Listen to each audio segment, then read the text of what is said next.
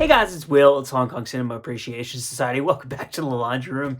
Somebody told me I should put that on a t-shirt. I kind of like that idea. Yeah, so here I am. I'm in the laundry room. It's like 11 o'clock at night. You get my voice is kind of like tore up. I was talking a lot today. I don't know if you can hear that. I'm getting so much glare in my glasses, but I feel like this is too much. Like I feel like I'm trying to look away from you if I do this. Anyway, what am I here to do today? This is Skinny Tiger, Fatty Dragon. This is the Eureka release of this 1990 Sammo Hung, Karl Maka, Lau Kar Wing film. And I'm here to talk about the bonus disc that comes with this limited first run of 3,000 here. So if you haven't seen this yet, this is the slipcase here, which again is limited to 3,000, I believe. And then you pop that out and you have, I love this poster. I think this is super cool, this artwork, whatever you want to call it. I really like this. And then you get the back here. And as always, I do apologize for the glare. I know it's a pain in the ass. But I'm kind of just like stuck in the laundry room right now doing these videos. So it is what it is. So this is the movie here on disc 1 with all the interviews and commentary tracks and stuff like that. And then this is disc 2, which is the limited disc. Which is limited to 3,000 copies, and it contains the documentary, I Am the White Tiger, and that's what this video is about. So this is going to be like part, can I just cover that? Because like, I'm really sorry for all this glare. I know it's really distracting. So you can flip this over and you can make that poster the cover. And some people have already done that. I've seen pictures of it, but I really like this poster, so I want that to be the cover. So I've already reviewed the Blu-ray and the movie for Skinny Tiger, Fatty Dragon. And that should be on the channel now if you want to go and find that. So, like I said, I'm talking about the bonus disc. It's an entire film, so I didn't talk about it in my review of this movie because I didn't want that video to be like, almost an hour long because it was already running at longer than 30 minutes. And so I broke that out into a separate video, and this is that video. So this is a really emotionally moving film. And it could stand on its own as a release. And so to get it coupled with everything else, you get Skinny Tiger, Fatty Dragon, obviously. All the bonus material on that disc, which is 2 commentary tracks, 3 interviews, extended fight sequence / deleted scene, and then an international trailer. All that stuff, plus their film, which is this documentary, which is what I'm talking about. And so it's a really incredible movie. So something I will say right up front is that it's definitely like an independent film of the digital film era, right? Like this was not shot on like the highest quality cameras available anywhere in the world. Like it feels very handmade. I liked that. I think it gave it charm. But I don't know how people will feel about that, right? But so I think it's worth like putting that out there right away, just to let you know, because I know that some people are really, really picky. Like there were a couple shots that were out of focus, right? I don't care, but like I have friends who I know would be watching that and being like, "Oh, why is that shot out of focus?" So if you're like really anal about stuff like that, sections of this film might bother you because I got the impression while watching it that they very much did it on like a shoestring budget, right? But it's a really moving film. Mark Houghton is a fascinating figure. He is a great storyteller. He's a really strong on-screen persona, and there's like locations, incredible locations, like all over the place, like Hong Kong, Malaysia, mainland China. Like I think I go to the Philippines at one point. Like it's really, really cool to see all these places. So I don't want to really spoil the movie for you. I want to give you like a basic overview of the film, and then I want to give you a couple thoughts that it sparked in me, and then I'll get out of your hair. So the first thing to talk about really is, what is this movie about? It's about Mark Houghton. It's about his story. And there are so many crazy stories in this movie, but it's also a very moving arc. The central focus is his love of martial arts. He saw Bruce Lee films when he was young. I think like a lot of people started studying martial arts. And then he met a Malaysian guy, and the Malaysian guy was like, if you really want to study Chinese martial arts, you should go to Asia. He's like, you should go to Malaysia and study there. And Mark Houghton's like, well, he's like a teenager in England. He's like, what? Like, what? Like, how am I going to do that? And he's like, my dad owns a hotel in Malaysia. I talked to him. You can go and live there. Go live there, study Chinese martial arts. And that's the beginning of his journey. And he tells these crazy stories about living in Malaysia. And he tells really emotional, moving stories too about relationships that he formed. And the film at its core really is about relationships. Mark Houghton's daughter is in it. And a lot of it is about his relationship with his Sifu, who is Lau Kar-leung, who's the most legendary, Shaw Brothers director, fight choreographer, actor, real life martial artist, direct descendant from the lineage of Wong Fei Hung in terms of the teaching and how it was passed down to him. And so he was his disciple, and they were really close. And Lau Kar-leung's wife is actually in the film and talks about how Mark has like such strong character, and she's like he seems more Chinese than anything else because of how he honors his Sifu, and how he honors me, and how he takes care of Sifu's children and carries on his tradition. And the relationship between Lau Kar-leung and Mark Houghton, and how that relationship affected his life, is really, it's like powerful stuff. It really is. And I mean, if you're a fan of these films, you'll love it, because he talks a lot about working in the Hong Kong industry. And there's a lot of footage from a bunch of movies that he was in, and there's really great footage of Hong Kong. If you're a fan of martial arts, I think you'll really get a lot out of this film, because it's a lot about the meaning of martial arts, how that is so dominant in so many people's lives, and what it means to them, and how that gives them community and things like that. And it's just it's a really, really great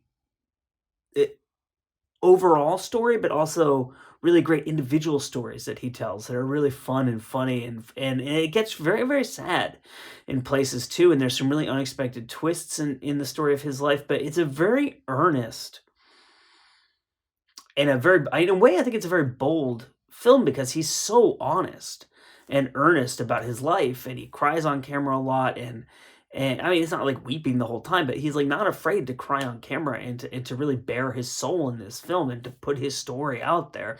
I think it's a very bold thing to do. And I'm really, really glad that I have this version of this release that has this bonus disc with this documentary on it. There are some people who said that they were going to buy this just to get the documentary, like not even because they wanted the Skinny Tiger Fatty Dragon, but they really just wanted to see the documentary. So one of the things that this documentary really kind of sparked for me was, well, and this is something I have a lot of conversations about in the comments here on YouTube, and it comes up in my Facebook group. I've had direct message conversations about it on Instagram, is the importance of these films, and especially Bruce Lee, in like culturally, broadly, globally, culturally. They're not just entertainment. And this is something that I really believe in, and that I champion kind of in my day-to-day life when I talk to people. So I believe that cinema is more than entertainment. It is an art form. And obviously, not every movie made is like high art, right? But it is an art form. It is a form of culture and cultural transmission. And it is a way that millions of people around the world, probably tens of millions, maybe hundreds of millions, maybe billions of people around the world, receive culture, either their own culture or culture from other places. And it's how they have, kind of dialogue with other cultures that they might not know about. I mean, that's how, I'm American, right? And I love Hong Kong films. And just the other day, I started trying to teach myself Cantonese, and my interest in East Asia in general, because if you watch this channel, you'll know that I lived in Japan. I lived in Tokyo for a year. I studied Tokyo when I was at university. And I studied Japanese, excuse me, when I was at university. I studied Japanese, literature, language, art, photography, cinema. I also studied Chinese art and history when I was at university, and both in the U.S. and Japan. Because at the college I went to in Japan, there was an expert in Chinese art, so I studied a lot of Chinese art there. But the thing that first sparked my interest in East Asian culture, I shit you not, was Big Bird Goes to China. I saw that movie when I was in elementary school, and I was like, wow, that's so cool.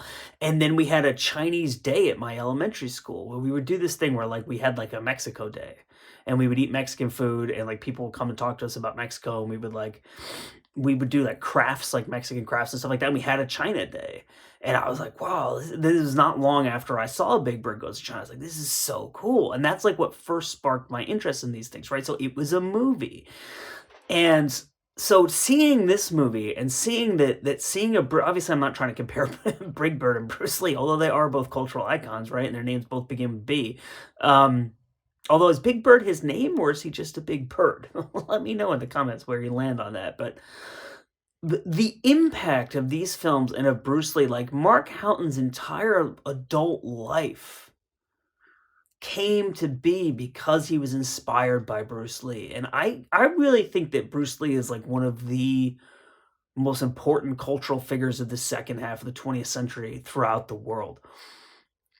The number of people whose lives were so impacted by those films, and then by, maybe after Bruce Lee, they discovered Shaw Brothers, and then from there, Sammo, Jackie, like that kind of stuff, like people who dedicated themselves to martial arts, who went and moved to other countries to try to study martial arts or to become part of this film industry or to somehow become immersed in other cultures. You can't overemphasize the global cultural impact of Bruce Lee. I think it would just be impossible. And you really see that in this film. And obviously Lau Kar Leung was the one he was really, really inspired by as he got more into the films and the choreography and the martial arts and stuff like that. But Bruce Lee started it. And I almost feel like Bruce Lee is, even though he's really famous, I feel like he's undervalued and underappreciated in terms of his global cultural importance. I feel like we don't talk about that enough. And I'm guilty of that because Bruce Lee's before my time. For me, it was really Jackie Chan, right? And I've seen all the Bruce Lee films, but it didn't have the same impact on me that I think it did a lot of people. But this film you really see how people's entire lives changed and unfolded in these unexpected directions because of the impact of these films. The other thing that this really sparked for me is that, and I'm going to explain this in a weird kind of way, and I apologize for that. This is like the easiest way for my brain to work its way into this topic. I've been thinking for a while about making a video that I never ended up making called Why There Will Never Be Another Jackie Chan. And what that really is, so my undergraduate degree, I talked about Japanese. My degree is art history and then Japanese language and literature. That's like the official title, right? And when you study art history and then you start to apply what you see in art history to other art forms that aren't what gets bunched into art history, which is like painting, architecture, sculpture, stuff like that, right? If you look at music, if you look at cinema, if you look at literature, right, what you start to see is that art follows a very clear pattern. And that pattern is the pattern of generations, which is the pattern of time. Time never stops, right? And so you'll see Impressionism, right? But then you could also look at, Baroque or whatever. And then you could look at the, Post-Impressionism, to use an obvious one if I'm talking about Impressionism, and it starts to form, and then there are the huge artists that break it out, and then it has this huge heyday, and then the next thing comes along, and art changes, and the world goes on, right? And so when you look at someone like Jackie Chan, there will never be another Jackie Chan, because it's like a movement in art. It's a generation, and that generation is done, right? Like the Peking opera, the way that Peking opera catapulted them into cinema. I'm talking about a generation. I'm not just talking about Jackie. I'm talking about Jackie, Sammo, Yuen Biao, Yuen Wah, Corey Yuen, like all those people, and all the Dick Wise, all those people who were involved in those films, right? Their skill set was so specific in that it was something of an old world and something of the new world. Peking opera, or like in the case of Dick Wise, like an actual martial artist, right? And there were a lot of people involved in those films who were real martial artists who got into the film industry, right? And the filmmaking technology of that time, and you can read about how handheld cameras arriving in Hong Kong in the mid-'80s, at the time that you had these people with this training who were in the industry already. And that's what takes you from those studio-bound productions of like Shaw Brothers and stuff like that to like really shooting all over the city, and the city becoming part of the cinema and part of the identity of these films and stuff like that, right? But I'm getting a little bit lost in my thoughts here, but The point being that it was a generation and it was of a time and of a place, and it's not like now when people say, "I wanna be the next Jackie Chan," they're not studying, like, Peking opera, or they're not studying traditional martial arts, or they're not on the set of films for, like, 5 to 10 years being a stunt person, being, a martial arts person, being a background actor, being like, a bit part, like, learning how cinematography works, learning how, like, the costuming, like Jackie and Samuel and all those guys, they talk a lot about how they learned everything and they apprenticed everywhere, and all of their background in Peking opera and all that came together to make the films that they made. And with Bruce Lee too, it's like Bruce Lee was like a real legit martial artist who had a philosophy, who came from a place of being from an immigrant community in the United States and looking up to Hollywood, wanting to be in Hollywood, and Hollywood not wanting to give him leading roles. So he goes to Hong Kong, and like all these things are so tied into history and to timing.